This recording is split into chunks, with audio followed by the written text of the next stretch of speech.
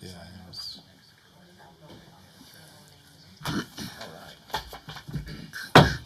All right, we'd like to call to order our Riverdale City Council meeting for Wednesday, November 6th, 2024. Please let the record show that all members of the City Council are present, as well as members of the city staff and members of the public. We have asked Councilor Arnold if he would lead us in the Pledge of Allegiance. Would everyone please rise and join me in the Pledge of Allegiance? I pledge allegiance to the flag of the United States of America and to the republic for which it stands, one nation, under God, indivisible, with liberty and justice for all. Thank you.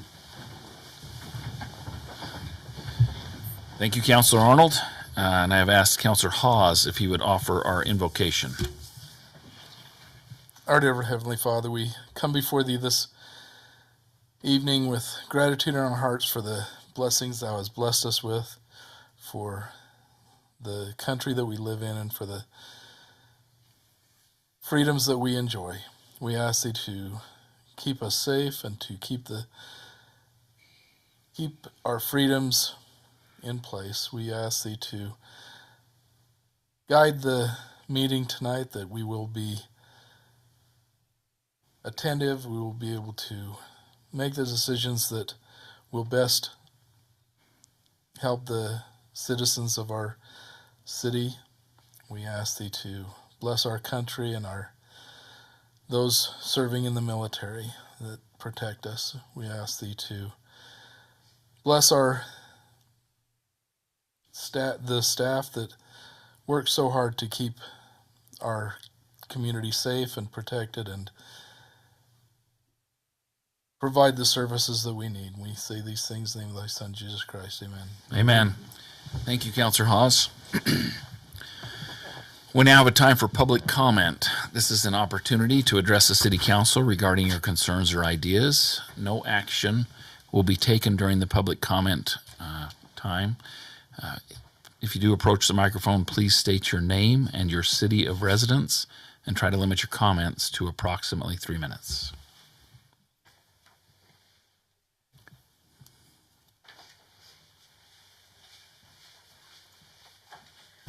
My name is Emily Tomlinson. Well, I'm a little nervous. I've never done this. It feels so official.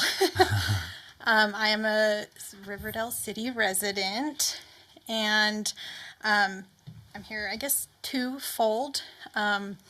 One, because I had a water shut-off notice, which panicked me because I've never paid a bill late in my life ever.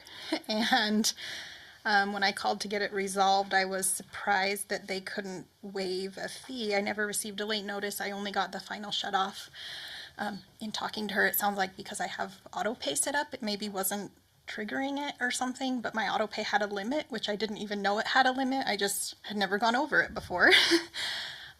So I guess one here, I'm here to get that fee waived, and potentially two, because I think a new billing cycle may have happened before this meeting occurred.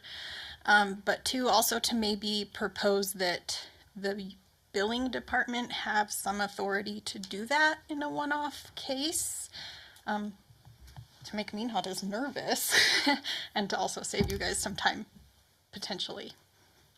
Is that all? Okay. Does anybody have any questions for Ms. Tomlinson? Or yeah, Councilor Arnold. So we've done this before, but it has to be on the agenda to do it? And I mean, how does this roll? Because that's part of the problem, is there's nothing in the code that gives us any discretion. The last time it doesn't happen that often, and that's why I think we've never put it in there. The last was about 2 or 3 years ago.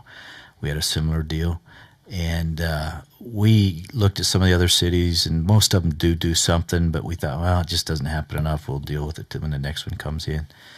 Usually they're quite small, but sometimes, like in this case, when it just got missed, I don't know if this was anybody's fault. It was just how the system's set up.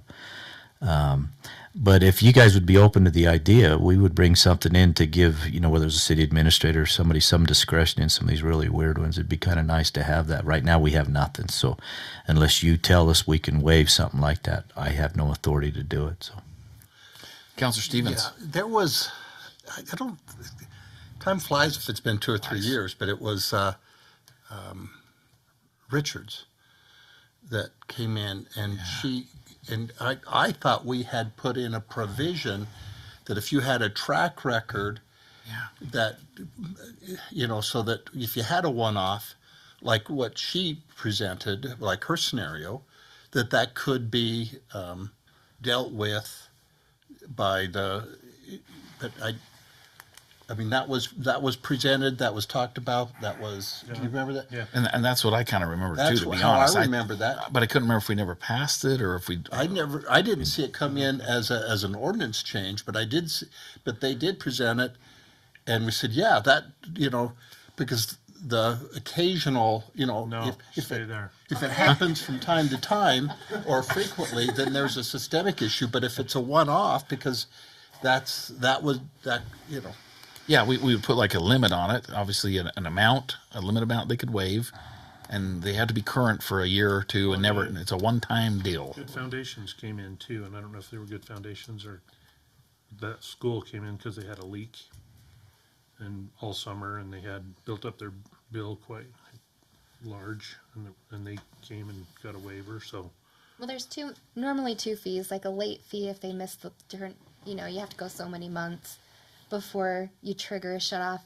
And then there's the shut off fee if you make it to shut off. So in my experience in the past, if someone was late paying a bill, then there was some leeway for the staff to say they've never been late before, we can waive their late fee.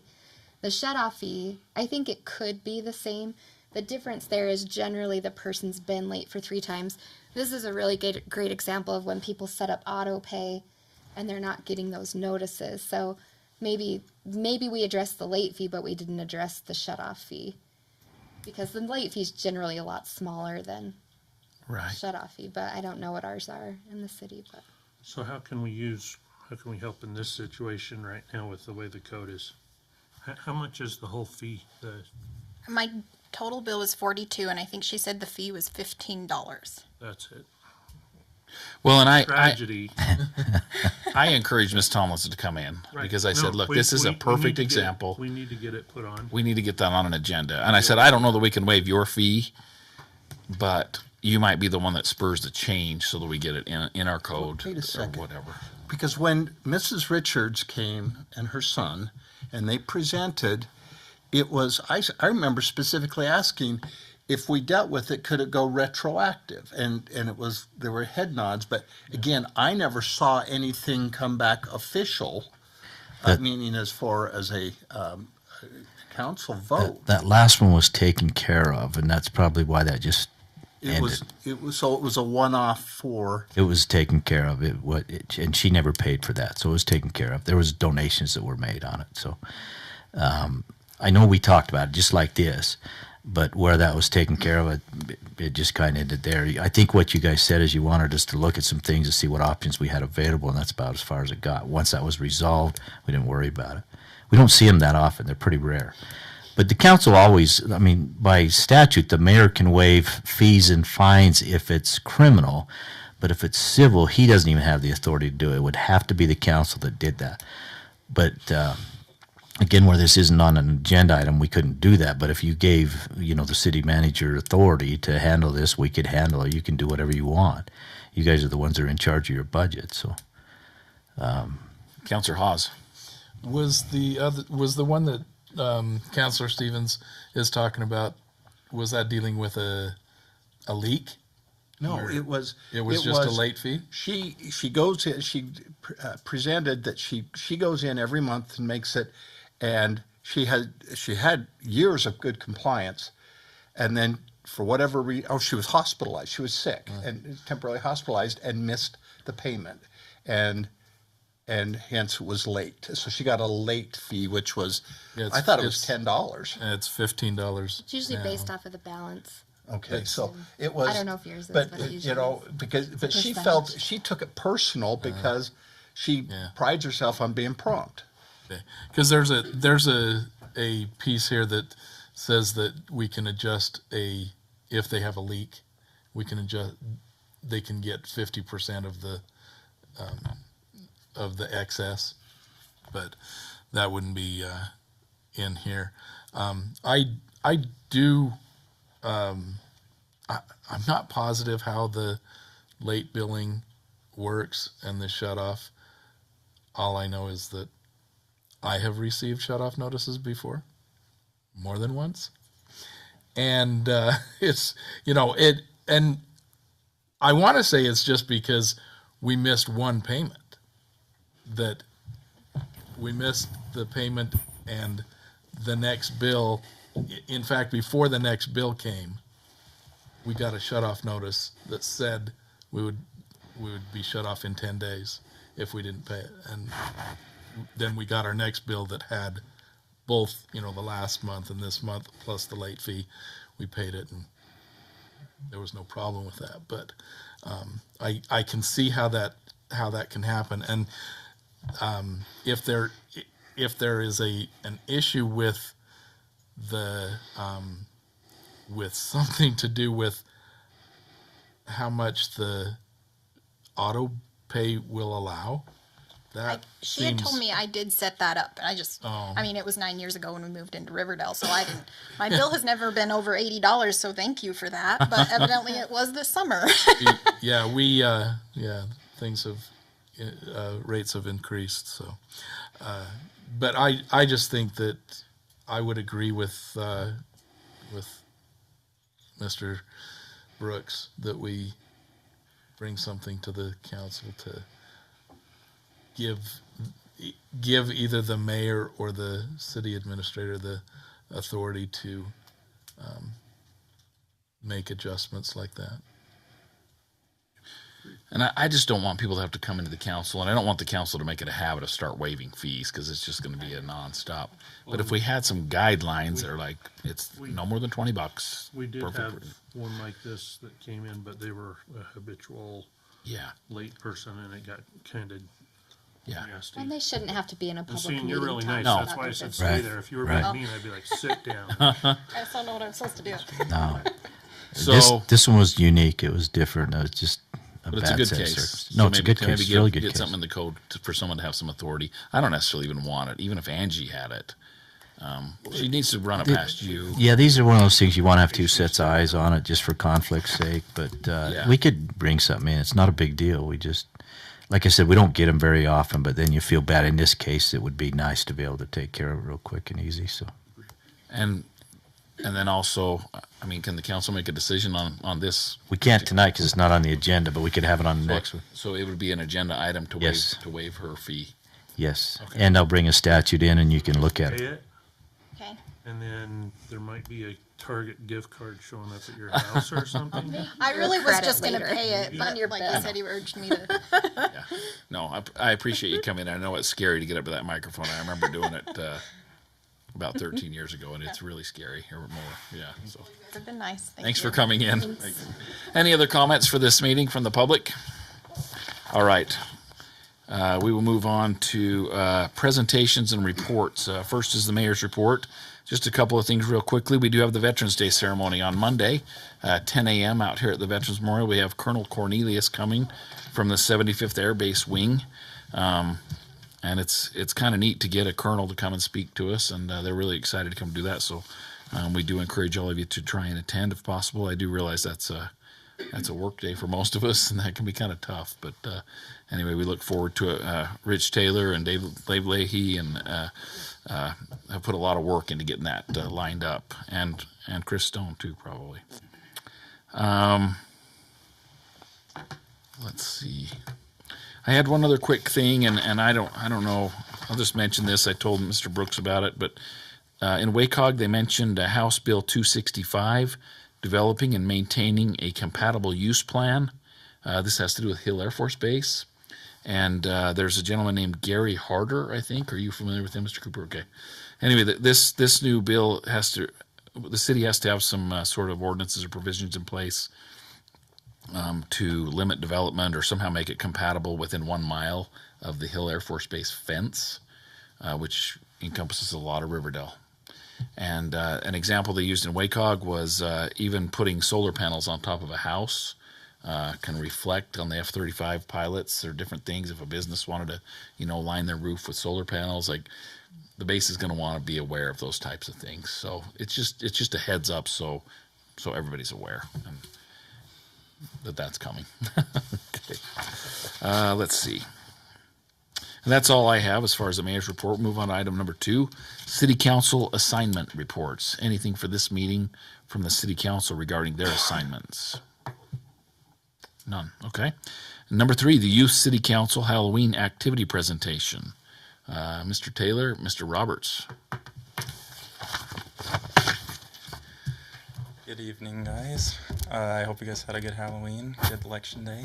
I'm Jake Roberts from Youth City Council. We had our Halloween carnival on Monday the 28th, I believe. We estimate around 700 people came. We had pretty good turnout. We had a lot of people that came to volunteer as well, so that was nice. We have plenty of pictures up. We set up a few games, handed out candy and treats. City Council set up a glow maze. We've done that the last few years. Kids like to walk through, see the cool paintings and stuff, the glow stuff. So happy we could do it. Any questions for Jake? Appreciate all your work. Grateful. Excuse me. Yeah, attend a few of those meetings, but I know you put a lot of time and effort into that. So thank you for that. And it was packed. The gym was full. I had to park clear down the road to get into it. I couldn't believe the parking. It probably really was 700 people there. My grandkids loved it. So Yeah, the kids had a great time. So Good to hear. yeah. All right, thank you. Please pass our gratitude on to the Youth City Council. I will. Thank you. All right, number 4, presentation from Rocky Mountain Power. We have Mr. Nigro here and Miranda from our senior center. Welcome. Good evening. Thank you for allowing us to be here. I'm representing the Rocky Mountain Power Foundation. We were privileged to get a grant from Riverdale Senior Center, requesting for 2 new ovens for the lunches that they're providing the community. And we met Friday. Yeah. I came in and toured the establishment, and which was a great day because I think they had 125 residents, senior citizens, enjoying a healthy and nutritious lunch. And then I also kind of was able to look around, visit with the staff. I got talking with some of the patrons as well. So had neat conversations, and it's really neat to see the community reach out to those that are at high risk for nutritional situation. When we get older, we like to get set in our ways and just eat a can of soup or whatever kind of that pattern. And sometimes nutrition suffers, and it's great that the community is reaching out and fulfilling that need. And as Rocky Mountain Power and the foundation, we're grateful that we were able to provide $10,000 for those items and to show our partnership to the community. And we're just grateful for the communities. I've been just sitting here smiling during these meetings. When I was 15, I was in the South Ogden Youth City Council, and I was the mayor, and I had to come up and give a talk, and had to give a talk for next year's funding for the program, and I was really nervous. So I understand how being in front on this pulpit can be nervous, and I haven't been nervous for a while on these pulpits, and now it brought back those old nerves, and I was like, wow, I'm getting a little nervous myself. But it's neat to see government, how it's being done, and we're just grateful for the relationship that we have with the city. Thank you, Kirk. We are extremely thankful to Rocky Mountain Power Foundation for this grant. Our ovens are they're figuring over 25 years old because we bought them used. And so we've been having some airflow issues, and it's a true blessing. It's awesome. So we're super excited about it. We should grab a picture for like the newsletter or something. Yeah. I mean, we want to make sure Rocky Mountain Power gets a little bit of recognition for this. Mayor, could I say something just Yeah. quickly while we got Yeah. Kirk here? Within the last 2 years, we've had 2 businesses that we were ready to open up on. I mean, we're down to the last week or 2. And all of a sudden we get bombshells dropped on us that there's not a transformer available for those businesses to open up. And I think I've expressed that to the council before, and I said, we have a representative from Rocky Mountain who pulls through for us. This is that representative. So Kirk has helped us out in a number of ways. I don't know where he gets them. I don't want to know because it worries me a little bit, but he pulls it off. He's done it twice for us. Just a simple phone call, and he's been phenomenal and a great representative to us. And so, Kirk, thanks a bunch. It's been nice. Okay.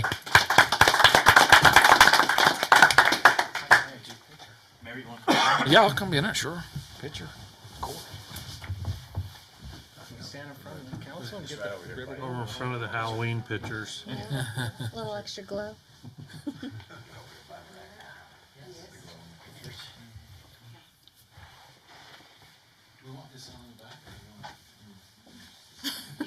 Hey, they worked hard on that. Can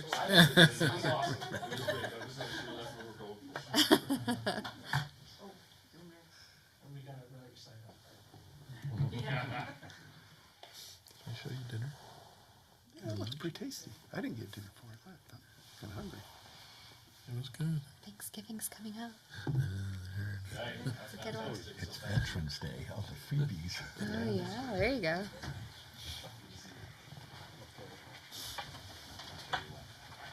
Always a good day when somebody shows up with a really big check.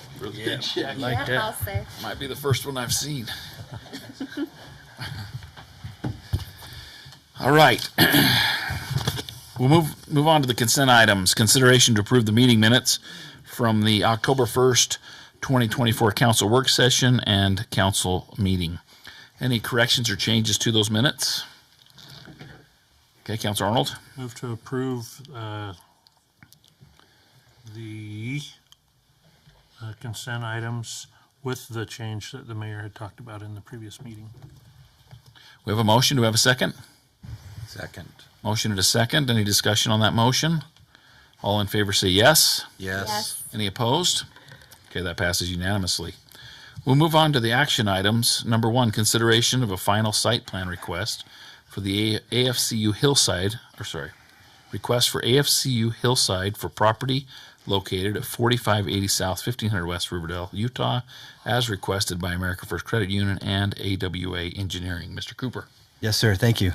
And it is just the hillside, so I'll explain that. I do have a few slides that we can go through. But I would like to recognize the America First team here, Jake Tate with AWA Engineering, Kim Cho, and Tim Sneidman with America First. So thanks for being here. I'm sure they'll be available to answer the in-depth questions. But we can take a minute to go through the city review. Let me get this working here. There we go. So this is a project that you are very familiar with. It has happened up until now in many different parts and pieces, and so hopefully in tonight's discussion we can kind of put all that together, help you understand how it's coming together, and then what to potentially expect going forward. You'll remember that there's been a street vacation, partial street construction, that's still ongoing.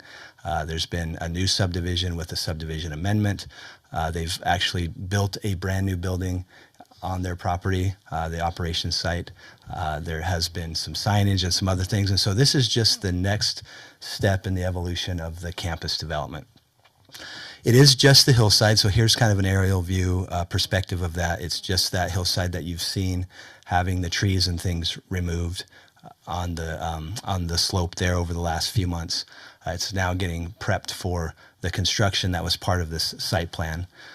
Fun fact, there was a bird involved in that defoliage, and from what I understand, talking with America First and talking with some folks that have come in upset or concerned about that, America First did a wonderful job protecting that nest and those babies, and did everything absolutely right and correct to make sure that happened, and I'm sure that's something they can speak to more directly.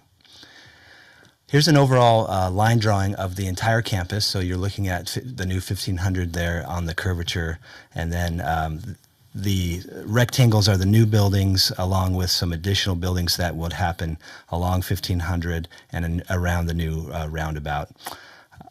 This is an artist rendering of that. I think you've seen this in previous presentations as well. The hillside would be at the bottom of that picture there in the light tan. That's what we're talking about tonight. But it is part of the phase 1 site plan, which is not part of tonight's discussion. That will be forthcoming in a future meeting.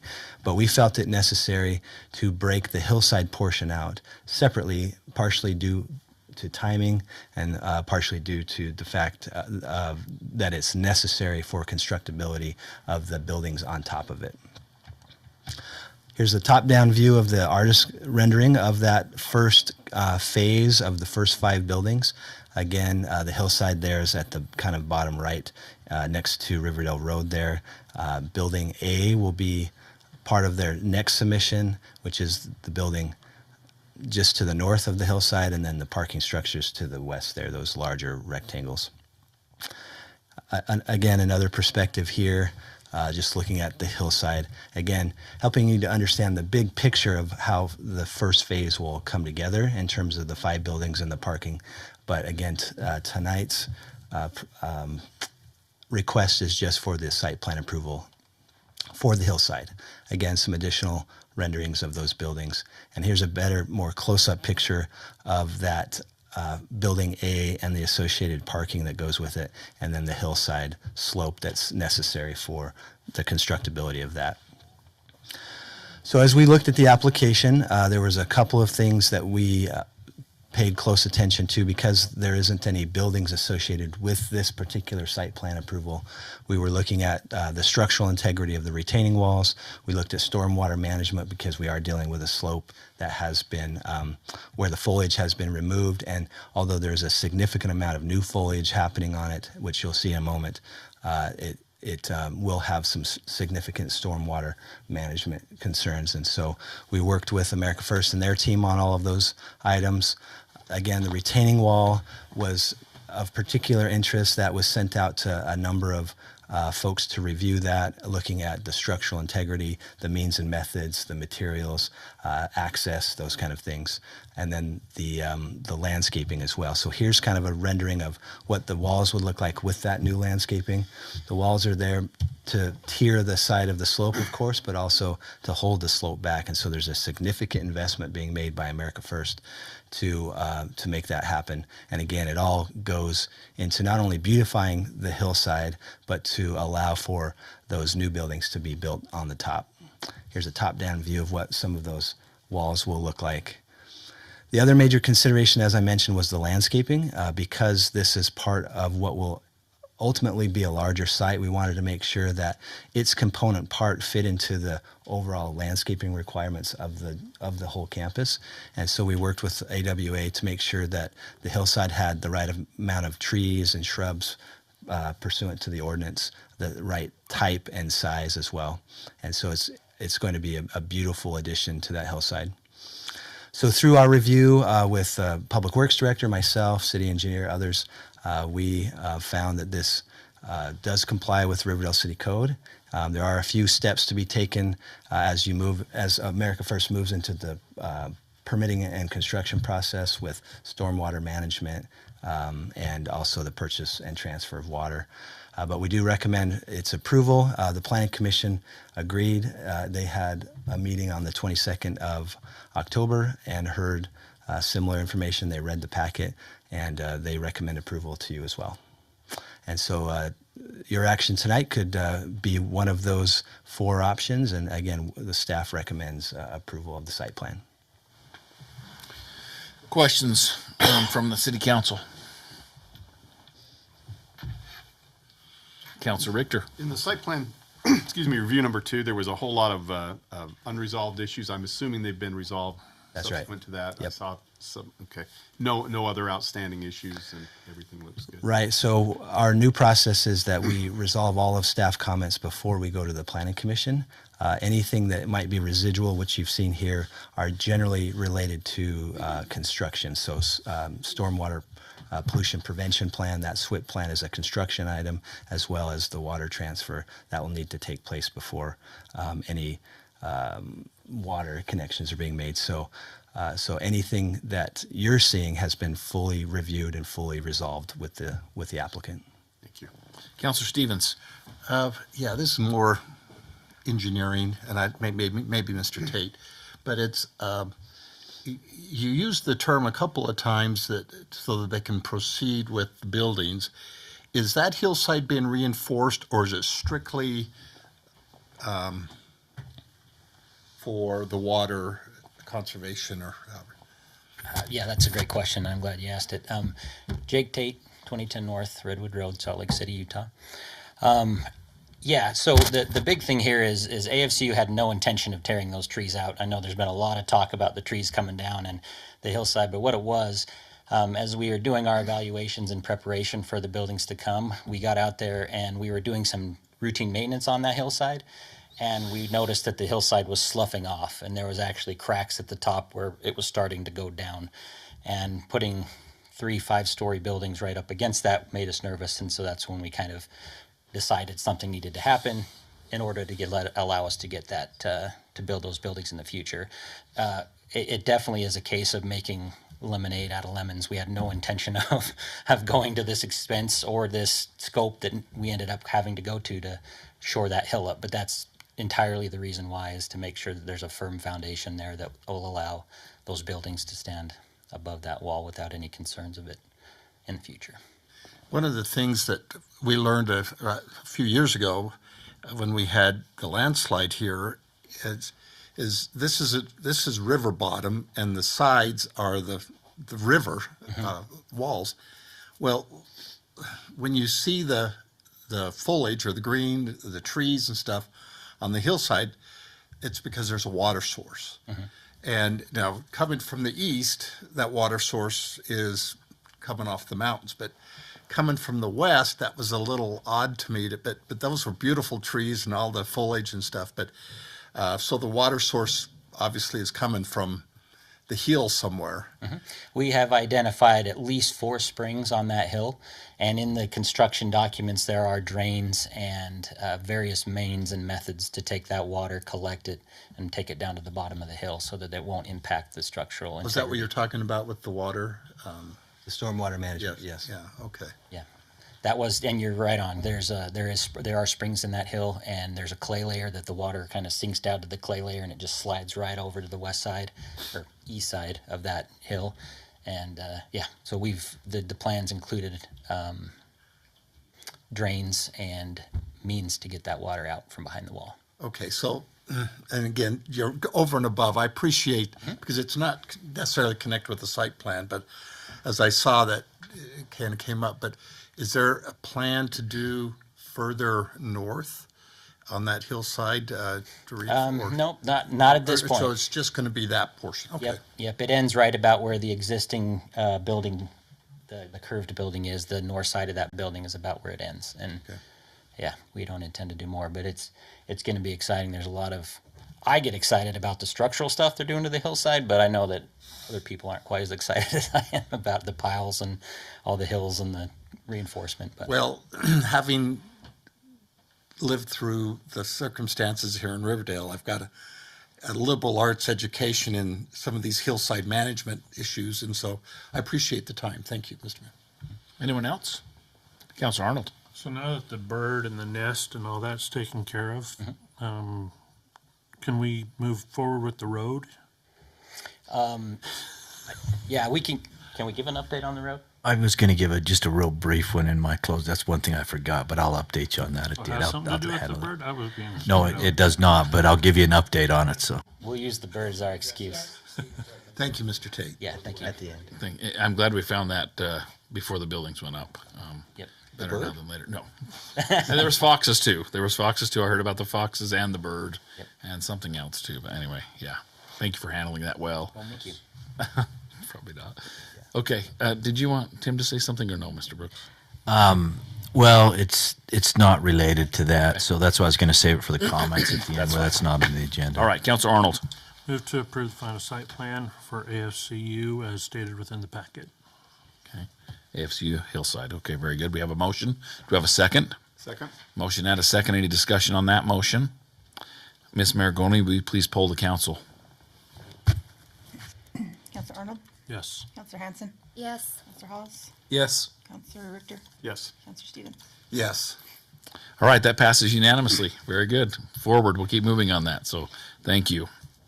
We'll move on to item number 2, discussion and consideration of ordinance 986, facility use permit policy for Riverdale City Parks and Facilities. Mr. Taylor.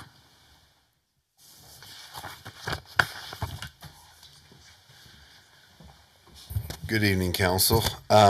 Before you tonight in the packet is a facility use permit policy that would govern organized activities and practices in our parks and our facilities.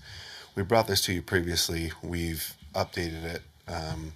Feedback from Mr. Douglas as well as Mr. Brooks. We took the consideration last time we were here and added some language about Riverdale residents getting preference. We've also attached a fee schedule update with it as well. In talking with staff about this, this might not be upon approval, we might learn a lot and come with revisions in the future. But we felt like this was a good place to start and present it to you guys for your consideration tonight. Any questions for Mr. Taylor? Councilor Arnold. Move to approve ordinance 986 as stated within the packet. We have a motion. Do we have a second? Second. Motion and a second. Any discussion on that motion? Ms. Maragoni, will you please poll the council? Councilor Halls? Yes. Councilor Arnold? Yes. Councilor Hanson? Yes. Councilor Stevens? Yes. Councilor Richter? Yes. All right, that passes unanimously. Thank you, Mr. Council. Taylor. Yep. And we'll bring a fee schedule, an official fee schedule amendment. We want to make sure this passed first, so that'll probably be next meeting or the meeting after that. Okay, we'll get that updated. Very good. Number 3, discussion and consideration of ordinance 987, approving a pay scale and job description for IT and digital media technician position. Mr. Cardin. Thank you, Mayor. As Steve talked earlier, Chris is getting ready to retire. Chris does a ton of different things. And so we talked about this a little bit with the budget, if you remember. And so we've spent a bunch of time going through everything that Chris does, trying to streamline that into a more cohesive position, I guess, and then look at where responsibility should go and costs and all of that, and what the city needs today and what the city needs in the future. And ultimately, after talking to a bunch of the other department heads and our outside IT company and a bunch of other people, this is ultimately kind of what we decided would be the best fit. And so, as Steve mentioned, we can change the job description internally, but we can adjust the pay scale. And so that's what we're coming for tonight. It's our intention that we'd hire somebody at a step below what Chris is making. And so it's covered in the budget, and it should be a cost savings in a bunch of different methods and things.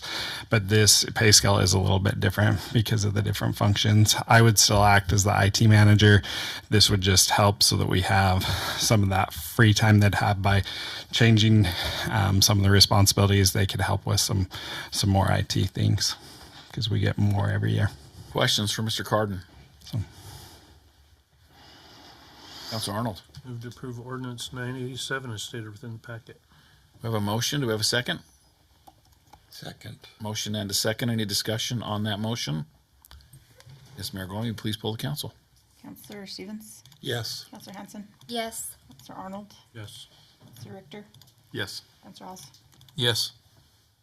All right, that passes unanimously. We'll move to item number 4. Consideration of ordinance 988, amending the Riverdale Municipal Ordinance Code, Title 10. That's different than on the packet, but that's Title 10.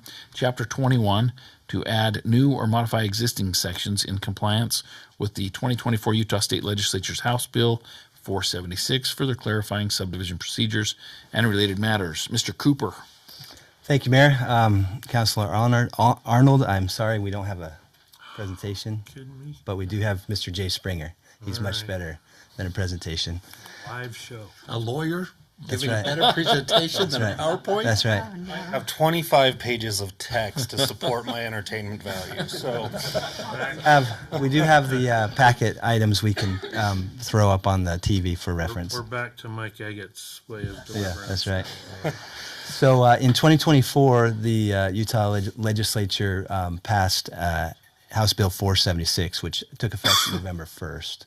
And so our requirement is to get that updated in our code by December 31st. And it made a bunch of provisions to really subdivisions and some other things related to subdivisions. These changes are similar to what you have already considered and taken action on from Senate Bill 174, which happened in 2023. So this is an evolution of that. And so Mr. Springer will help you understand the differences between the two and what this new bill requires of us to do. Yeah, so thank you again. My name is Jay Springer. I'm an attorney with Smith Hartwigson. We've worked with Riverdale in different capacities before. This one is through the state funding. We did go through this because of your population. You had to do this by February 1st for the Senate Bill 174. And we said, well, that's going to be a joke because we're going to be back here after the 2024 legislative session, and here we are. But it is covered by the same funding, excuse me. And so it's all of that is handled by our office. Don't need to deal with anything there. And so what we did in January, I think it was January, it might have been, yeah, that would have been. So we introduced the subdivision review process that was required by the code. That Senate bill introduced two sections. The 2024 legislation only modified one, but it also introduced some other factors that we took the opportunity to review as well, primarily affecting phasing, development agreements. But the biggest change is clarifying that the review cycles that we're talking about in this that we introduced apply to the subdivision improvement plans. Those are the engineering drawings that you need, technical expertise to really comment on.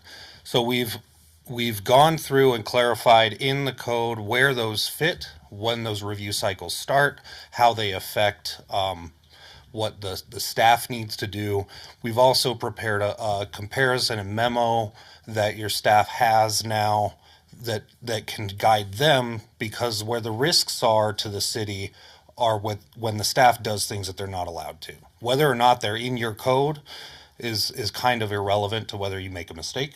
So we've done that in the background as well, just to give you some additional assurance of what we're looking at and the types of things we're doing fit within that. And some of those aren't directly related to subdivisions in the code, but while we're at it, we went ahead and did that. One of the biggest ones is if we do provide comments on those subdivision engineering plans, we've specified that if it's not at the appropriate time of the review, that is purely advisory, and the applicant is using those comments at their own risk. And that's designed to protect the city from those review cycles. I don't know that we want to go through all of the changes. This can be as painful as you want it to be. But just those are the high level changes that we've gone through. We went through the public hearing. I think it was Councilor Arnold earlier. This is a land use revision, so all of the ordinance changes have to come to you. For land use codes, it also has to go to a public hearing at the Planning Commission. And so we went through that process, made the changes, met with them, worked with staff, provided some additional detail, and then brought it to you. So if that's about all I have there, Brandon, if there's anything you want to add from our discussions with the Planning Commission. Nothing technical, just to give you a reference that there's a handy-dandy comparative table at the end of the packet. And so that's really the gist of the changes. And so we appreciate that. Councilor Arnold. Does it allow for roads to be 5 feet higher than the sidewalk? That's an inside joke because it's driving me crazy. We got one of those going on, so. We had this discussion today, and we were laying money that you'd bring that up. Really? Yeah. That's, the odds are not very, you wouldn't win much money because it drives me, I drive by it. It's at the motor view. If you go along 1050, they have the curb, probably, I haven't measured it, but like 30 feet, and then it's at 5 feet, that's the road. It's crazy. We have similar bets that if you go to a meeting where South Jordan is presenting, the Great Wall of South Jordan will come up in any presentation that their planning department puts on. Can I? Councilor So Stevens. what you're talking about here is this kind of, I know you're going off the legislative House bill, House bill. But is this kind of, you're dealing with this with all the municipalities, or is this unique to us? So we are being, we have a few dozen clients that we're working with, municipalities. Every municipality in Utah had to do this, had to comply.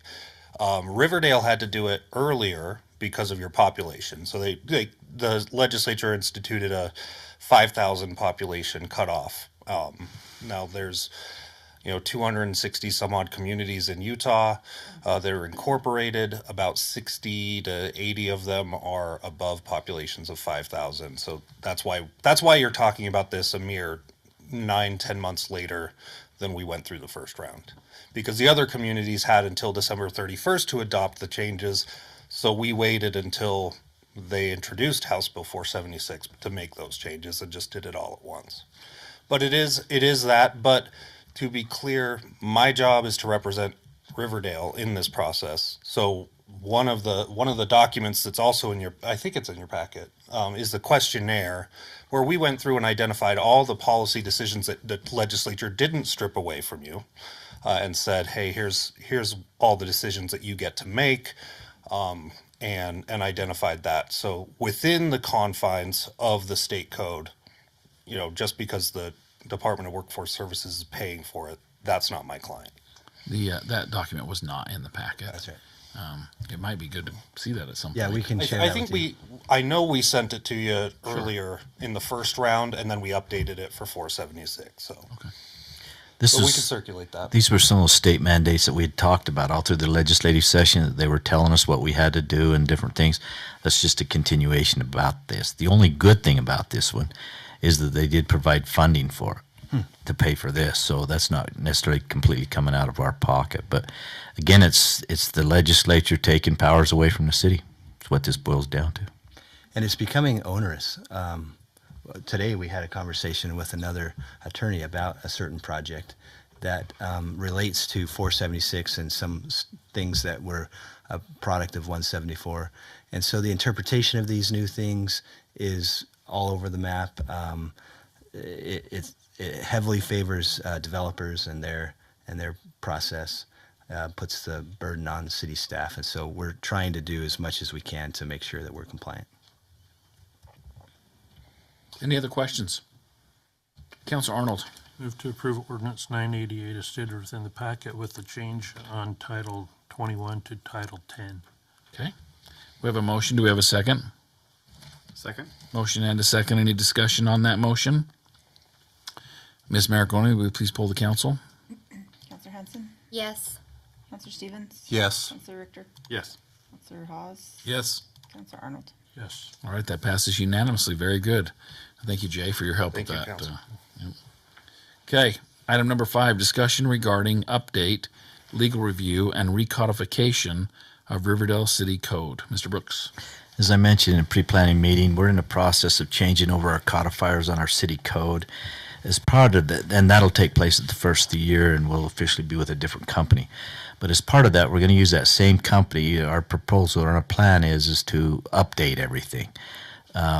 If you'll go through our code now, you'll look at a lot of the end of a lot of those code sections, and you'll see that the year 1985 is the main one. The last time we did a full codification revision, there was a bunch done in 2001. But either way, they're getting old. And we've seen that. The tap there on the Katrubis thing, I think, is a perfect example of one that just wasn't written real well. And then it come to play, and now we ended up in a lawsuit over it. So what the proposal is to use this company. They actually have a team of attorneys and codifiers and all kinds of people who look at this, and they'll go through our code and they update everything. The overall cost was just under $12,000. It still takes them as a team roughly 18 months to go through that. So you can imagine what that would take me as the lone city attorney, or Brandon, to go through even Title 10. It's almost impossible. I mean, it would take me a good 2 or 3 or 4 years to do it, if not longer. And so that's always worrisome as a city attorney, is you want to make sure your stuff's updated. Will it be perfect? No, but will it be better? It's going to be quite a bit better. So we can actually break those payments up into 3 parts. So technically, we didn't need to bring it into you, but I could authorize that just under my spending limit. But we wanted you guys to be aware that that's what we're doing, and we're moving forward on that. So we will make a partial payment this year, which we can cover under the current budget, so that's not an issue. And we'll probably budget for the next 2 payments or something like that. But just so you all know, that's coming down the tubes. But it's going to take a while, before we see the final product. And so I'll be working heavily with that, as will Michelle and probably Brandon. Anybody who's involved in that, when we deal with the police and fire, they'll be involved in their code sections. But the final one we will bring into you before that's signed off on. And then, Alan, you're only going to have to see it once. And I don't expect you to read the whole thing, but it will be better. So we just wanted you guys to be aware of it, that that's what we're doing. Councilor Arnold. So how does this work? If you're gonna make, say tremendous amount of changes, is it all set aside until we say ready, set, go? 'Cause Yeah, that we'll doesn't make completely sense. change it. Now they'll take our code, they try to keep some of it. So some things may not even change. If it's well written and it complies with state code, they'll leave it. So that probably wouldn't even change. It's going to be the things where we're outdated on, or something that the language isn't really good. Then we'll rewrite those. Because I would think it would be more beneficial to make the changes and then bring them to us in sections as they're done, and then that way that section's updated. I mean, We can check with them. They have a number of different options, and there's different things that we can do. Like they'll change they'll make the language neutral rather than a he, she kind of thing. I mean, there's all kinds of stuff that we pay for all that, right? But we'll see. I mean, I would be okay with that. It's just kind of how they want to do it, and if we could bring sections in at a time, I'd be fine with that too. But we'll play it by ear. But it's going to be a long process. So either way. Chief Warren, if you'll come up to the microphone, please. I don't know if this is even the same, but if we have software for our policy, it's similar. It's too Lexipol, and a lot of times what it'll do is it'll show you the change. It'll cross it out in red so you can read it, and then it'll add the stuff. So I'd imagine it'll probably be very similar to that. I haven't seen it. Yeah. But you should be able to see what was erased and what was added. I was just thinking it'd be easier to, instead of bringing in the Bible, you come in with like Genesis.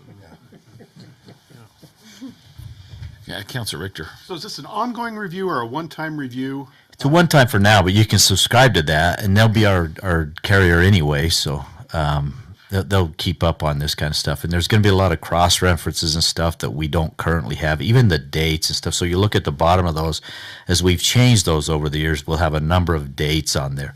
All that's going to be consolidated into a chart, so it's going to clean up our actual code. So if somebody wants that, because I need that stuff a lot of times because I want to look what the change was previously and why and all that kind of stuff, so I'll go back and do that.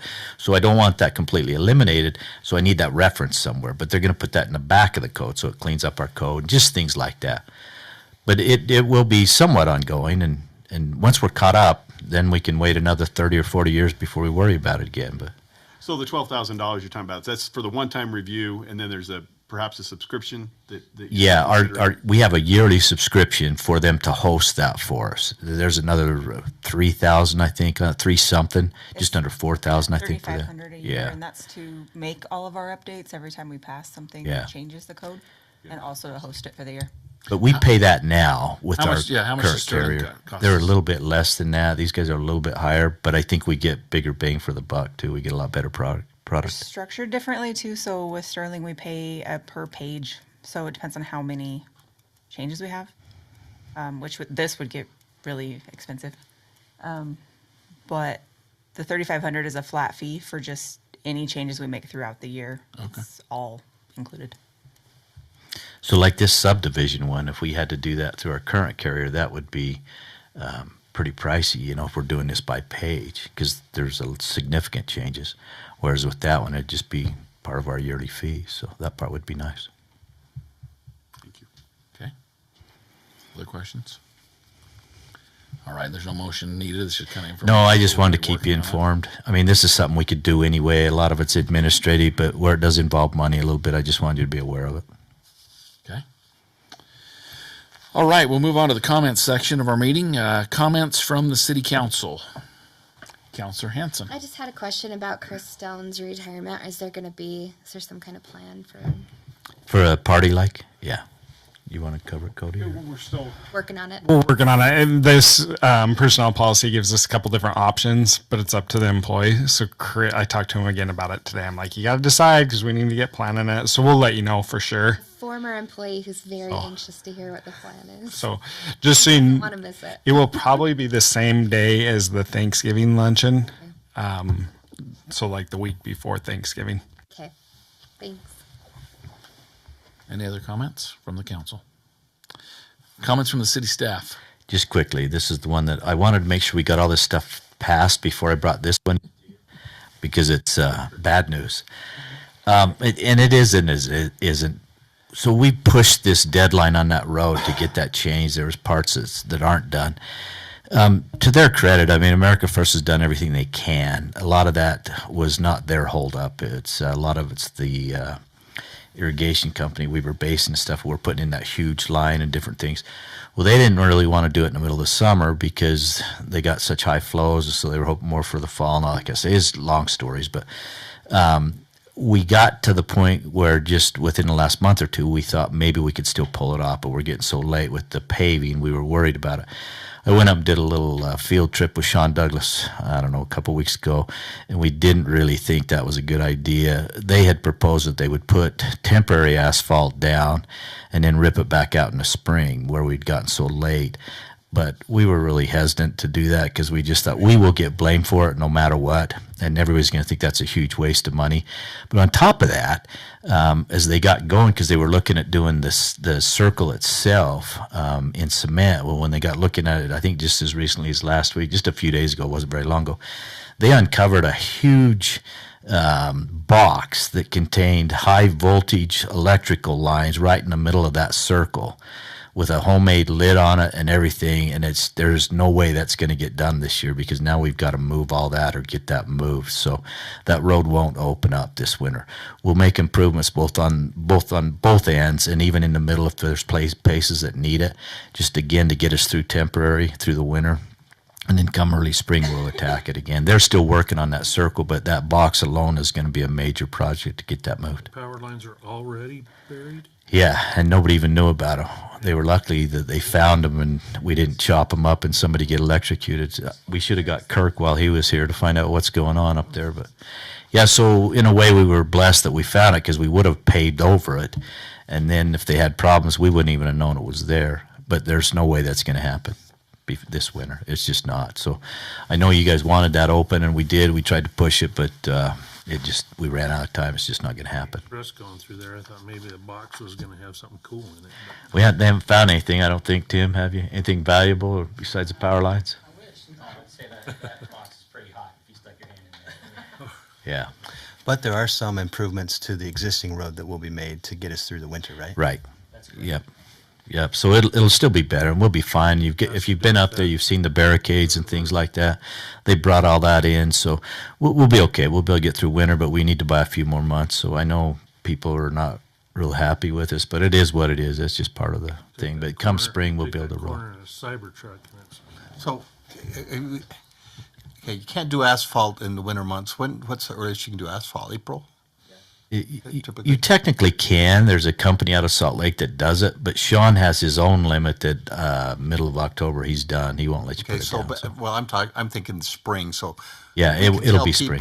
Yep. April, May. Okay, thank you. And that's all I had, Mayor. I just wanted to update you all on that. I'd spoken to the mayor. He knew about it. You guys didn't, so we wanted to pass that good news on to you. So there you go. The reason he spoke to me is because I'm getting a lot of complaints about it. So I just when is the road going to open? I say, it's just working on it. I don't know. I just have kind of a thing I tell him. So we'll get by. 6 more months. It'll get by. Yeah. But just please be ready in April. I mean, that date goes by. Let's pave that thing. People watch. It's funny how closely they watch. All right. Any other comments from the city staff? No? Okay, I just have a couple of quick ones. Last meeting, we talked about doing an update to our PRUD ordinance, just because we need to do some stuff with the road dedications and stuff, so let's not let that just fall away. The fire hydrant testing in those PRUDs, if we could follow up with that and make sure someone is going to get in there and make sure, or whatever we need to do, if we're doing like a, I don't know, some sort of contract with them or whatever. Yeah, and they did get down and get a number of those inspections done in some of those, so those have been done and they are working.